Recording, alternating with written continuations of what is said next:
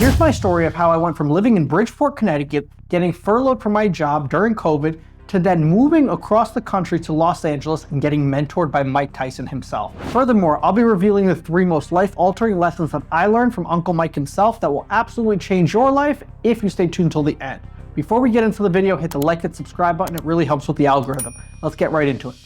It was 2019. I had just ended a relationship, COVID hit, and I had just gotten furloughed from my job, meaning I was gonna come back 3 months later. I was at a crossroads in my life. I remember writing down in a notebook, God, I just need a fresh start. I need to go somewhere where no one knows my name, where I can just start over. I need to get out of Connecticut. I need to get out of Bridgeport, Connecticut, and I need to go somewhere where I can absolutely transform. Before you know it, 2 to 4 weeks later, I got an email of a lifetime.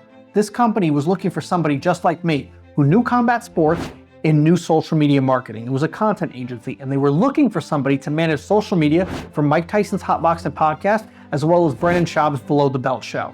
And before you know it, after a few interviews, I found myself on a one-way flight to Los Angeles, California.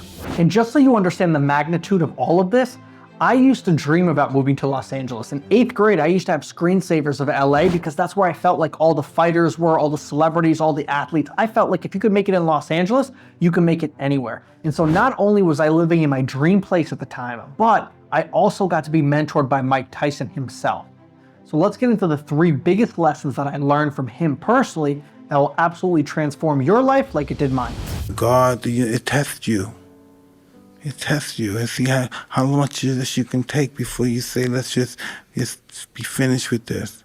Mm-hmm. You know what I mean? It wants to show you something. It wants to see how much you can take, how much you can handle of life.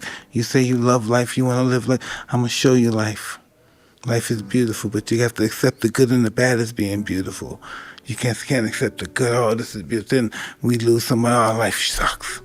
Life is beautiful because life gave us the ability to just know them on our journey in life. We met them. We loved them. We cared about them. They cared about us. That's the purpose of life, just to enjoy what we had, what we journeyed through it. Yeah, my pleasure, brother. I needed it. We all do. Because sometimes we don't understand, like, what is this thing? What is my purpose? Why am I here? Why do I have to go through this pain? Why do I have to go through this fear all the time? Why can't it just be peaceful all the time? Then it wouldn't be life. You know, it wouldn't be life. We have to take life at its term, life on life terms, not our life on our terms. You know, we have to live life on life terms, not on our terms. The truth is, you're never out of this life.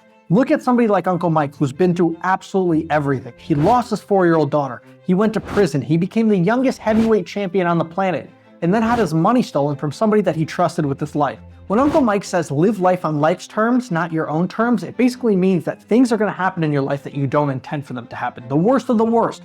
Mike Tyson didn't expect for his 4-year-old daughter to pass away. These things that are happening to you that are tragedies, you can use it as fuel and motivation in order to propel you into a better version of yourself. Because at the end of the day, we as humans can only control what we can control, and life happens and takes its course, and bad things happen to good people, and that is a shame. But what you do with those negative events really determine who you are as a person. You just gotta love yourself. I think I do. Yeah. I'm gonna stop putting myself down also. I'm telling you, your conscience don't know if you're playing or not. Because you are what you say you are. You never ever like put yourself down beforehand. All the time I do it. But then you kind of you exceed your expectation and it feels better. I mean, who's gonna say, Mike, you stupid motherfucker? No one's gonna say that. I'm gotta say that. That's the only reason I say that. Because no one's gonna tell me that. So I have to tell it to myself, I'm not a fucking clown. I know I'm being a dick. Of course. People don't tell me that. So I have to tell myself that. Yeah. Keeping yourself in check is key. Exactly. If you don't do no self-evaluation, you ain't nobody. The main takeaway here is to not degrade yourself. Like Uncle Mike says very wisely, your subconscious mind doesn't know if you're playing or not. Action Bronson was talking negatively and bad about himself. Uncle Mike said, no, don't do that, because that's not going to help you. That's not going to help anybody. Because when anybody else in the world tries to put you down, you are then going to believe that if you internally even joke around about yourself and say, gosh, I'm such an idiot, or gosh, I'm so stupid. Instead, say, yes, I have made mistakes in my past. Yes, there's things that I can improve on. But this is what I'm going to do moving forward. And that right there is vastly different than degrading yourself, because that doesn't help anybody. You know, I think about it now because I'm afraid, because I did the toe the other day and they threw it in my face. Nobody can judge you. Like, but people do. People does. But nobody allowed to do. They don't change anything. Only God can judge you because He's the only one perfect. And You just need to forgive yourself yeah, because you're loved. yeah. Yeah, people can forgive themselves too. I do forgive myself. I want to be. I'm a megalomaniac. Yeah, I forgive myself. I'm fucking perfect. But the reality of it is that you did something, motherfucker. You Yes. gotta pay up. This is the hardest thing that a man can do, and that's to ultimately forgive himself and others. And there's certain situations in your life where you feel like you should have done this, but you did this instead. That is when it's specifically important to just remind yourself, hey, I need to forgive myself and I need to move forward in a constructive way. Because holding on to a grudge and holding on and having bitterness and resentment is a very easy thing to do, but it's extremely heavy and it's going to take a massive toll on you.